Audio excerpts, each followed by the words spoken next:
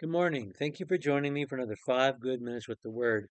I'm Barry Bryson, and we're going to conclude our study of the Gospel of Matthew's parables, the parables in Matthew's Gospel today. I may not take my 5, but yesterday, or at least last time we were together, I took more than 10. And in the years that I've been doing this, I started doing these in March of 2019, so it's 5 years now. Never gone past the 10-minute mark, and I did yesterday. So I will apologize, not quite in sackcloth and without any ashes, but I will apologize and let the class out a little early today. We have 4 gospels, and in each gospel, the use of parables is a little bit different, so maybe a lot different. John doesn't really include the parables of Jesus. I mean, he just does it. In Mark's gospel, they are few and far between, and they are of the object lesson variety.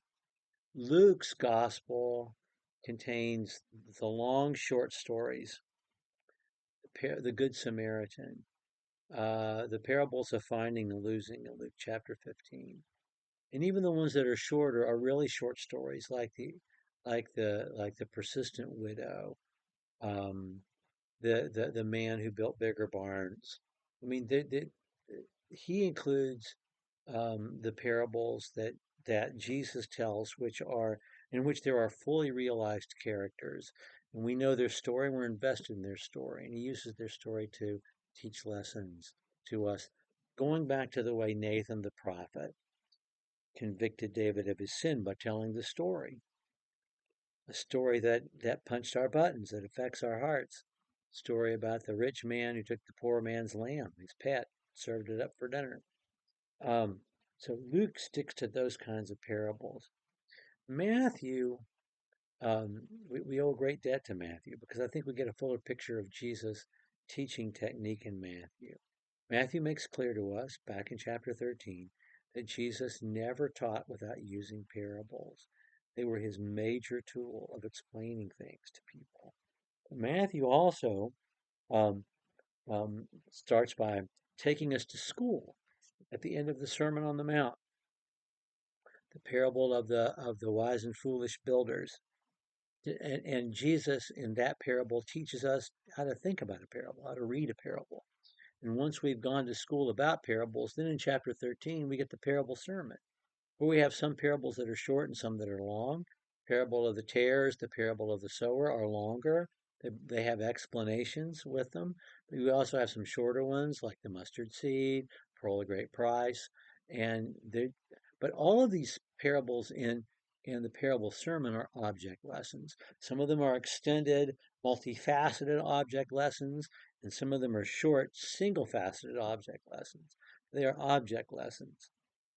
Then in chapter 18, at the end of the sermon, the kingdom sermon, we have the parable of the unforgiving servant, which is one of the longest parables Jesus tells in any gospel. And we are back to what we know from Nathan the prophet. We get this story about this guy who owes millions of dollars, and he's forgiven those, but then he goes and finds a guy that owes him thousands and has him thrown into jail, and shows no mercy, and how he meets his consequences. And we are our moral sensibilities are fully engaged. Our appreciation of grace, our need for justice and consequences, they're all engaged as Jesus tells us this story. And that's what Jesus is going to continue to do throughout Matthew's gospel after he transitions from these object lessons to these short stories. And they're all parables.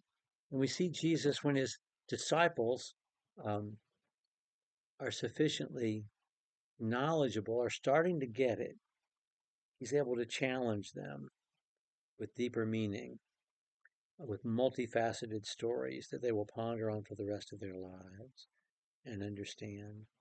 And Matthew gives us that portrait of Jesus as a communicator. I think a fuller portrait of Jesus as a communicator than any of the other gospels do.